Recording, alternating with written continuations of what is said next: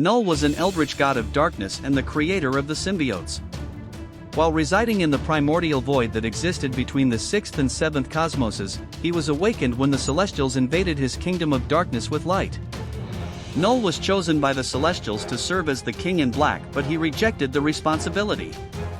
With the first symbiote in the form of a sword, he decapitated one of them and used its severed head's divine power to refine the blade, linking both Knull and the Necrosword to the fallen cosmic god. Waging war against the light to return the universe to the void, Knull became a legendary figure of divine terror but eventually found himself stranded on a nameless planet after an inhabitant stole his blade and unwittingly followed in his footsteps. He experimented with his powers and discovered he could bond his living abyss with lesser creatures in the form of amorphous parasites that he could control, establishing himself as the nexus of the hive he created. Knull proceeded to conquer worlds and form a fleet of symbiote dragons.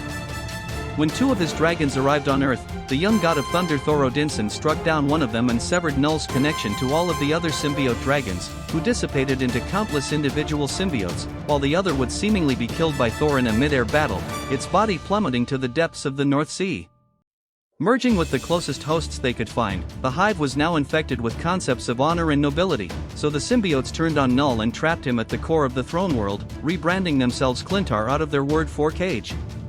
Reluctantly freed by Eddie Brock due to the actions of Carnage, Knull would eventually arrive on Earth, came face to face with Earth's heroes, and killed Eddie.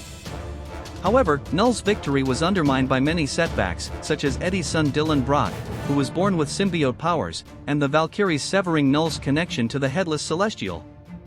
Finally, Eddie was revived by the God of Light, which gave Eddie the power to destroy Knull in the core of the sun.